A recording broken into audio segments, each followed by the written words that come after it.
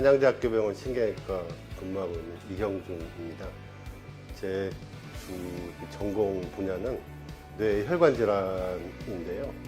주로 동맥류, 뇌출혈, 뇌혈관 기형, 수두증 이렇게 진료를 하고 있습니다. 오늘은 뇌에 생기는 동맥류에 대해서 설명을 드리겠습니다. 동맥류는 그냥 꽈리라고도 하는데요. 혈관벽이 비정상적으로 얇아져서 압력 때문에 지속적으로 부풀어 오르는데 주로 이제 나이가 조금 드시거나 그래서 혈관벽이 퇴행성 변화가 생긴 경우에 혈관이 부풀어 오르는 그런 소견을 총칭할 때 동맥류 이렇게 얘기를 합니다.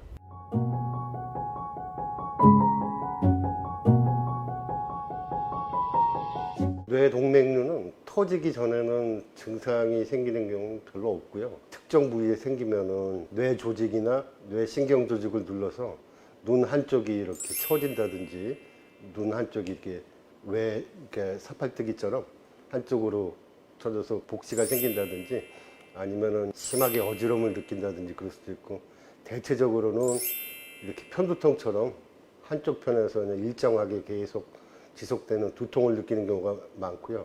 터지지 않은 경우는 그런 증상이 많은데, 그 두통의 양상은 뭐 비슷합니다. 꼭 밤에만 이렇게 심하게 나오는 두통이라고 말하기는 어렵고요. 일단 터지게 되면은 이렇게 어떤 여한 치료를 거치든 간에 정상 생활을 하는 사람은 한 40% 정도로 일단 보고 있습니다.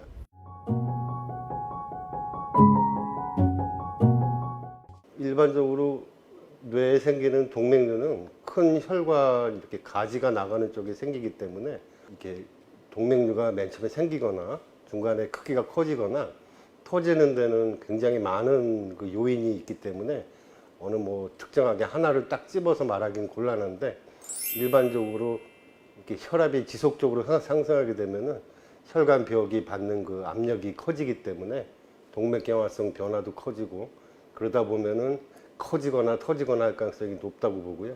그거 말고도 이제 흡연하고도 연관이 있는 걸로 보이고, 인종별로도 조금 다른 것 같습니다. 유색 인종이 조금 더 발병이 많은 것 같습니다. 일반적인 뭐 CT나 MRI 갖고는 뇌 자체만 볼 수가 있기 때문에 혈관 자체를 보시려면은 외래에서 하실 수 있는 거는 CT나 MRI 같은 걸로 해서 뇌혈관을 볼 수 있는 뇌혈관 조영술이라는 걸 하셔야 되고요.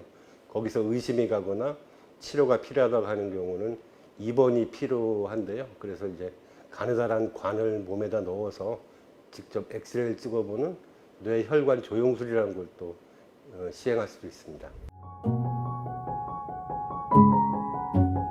뇌 동맥류는 기본적으로 원래 흐르고 있는 그 혈류에서 동맥류를 차단하는 게 목적이 되는데요. 최근에는 허벅지나 이제 손목에 있는 동맥을 통해서 직경 2mm 미만의 카테타라고 부르는 가느다란 미세 도관을 사용해서 뇌까지 올려서 거기서 백금으로 만든 코일로 이렇게 채우는 방법을 크게 두 가지로 쓰고 있는데, 동맥류 모양에 따라서는 그렇게 선택적으로 동맥류를 채울 수가 없기 때문에 혈관 자체 하나를 완전히 막아버리는 수도 있고요. 아니면 스텐트라고 그래서 심장에 협심증이 있을 때 주로 쓰는 그런 방법인데, 그렇게 해서 혈관벽을 강화시키는 그런 방법을 사용할 수도 있습니다. 일반적으로 뇌 부종이 심하다든지 뇌출혈이 동반해서 뇌출혈을 제거하지 않으면은 환자가 신경학적 상태가 나빠질 가능성이 클 경우, 이런 경우에 한해서는 머리를 여는 경우도 있고, 때로는 이게 동맥류 모양이 이렇게 코일 색전술에 좀 적합하지 않은 경우도 있습니다. 이제 스텐트라는 걸 쓰게 되면은 피를 묽게 하는 항혈소판제를 쓰기 때문에 제출혈 이런 게 생길 가능성이 높기 때문에 그런 경우에 한해서는 코일 색전술보다는 개조술을 하는 경우도 있고요.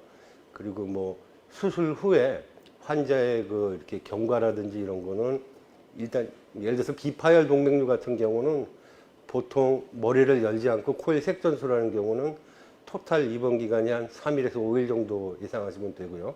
전신 마취하는데, 그런데 그 반면에 그 출혈이 됐던 경우에 응급으로 이렇게 수술하는 경우, 머리를 여는 경우는 보통 한 최소 2주, 뭐 보름 정도는 약물 치료도 같이 병행해야 되기 때문에 최소한 그 정도는 치료가 필요하고요. 코의 색선순도 마찬가지입니다. 한 2주까지는 약물 치료가 필요하고, 다만 환자분 중에 이제 의식이 잘 돌아오지 않는다거나 한쪽 뭐 마비가 있다거나 실어증이 있다거나 이런 경우는 추가적으로 이제 재활 치료라든지 내과적으로 치료를 해야 되기 때문에 입원 기간이 좀 길어지고 그 후에 요양병원으로 뭐 전원되고 이런 것까지 고려를 해볼 수가 있습니다.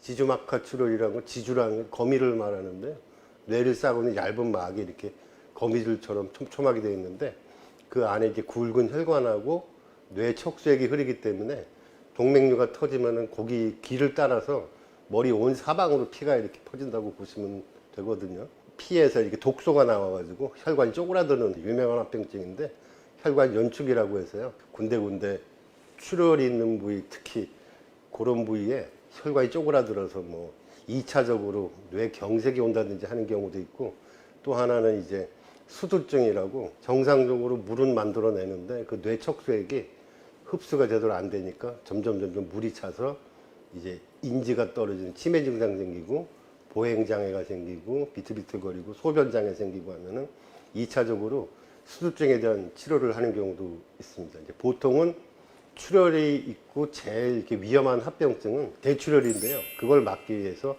최대한 빨리 수술이나 시술을 시행해야 되는 그 이론적 근거가 됩니다.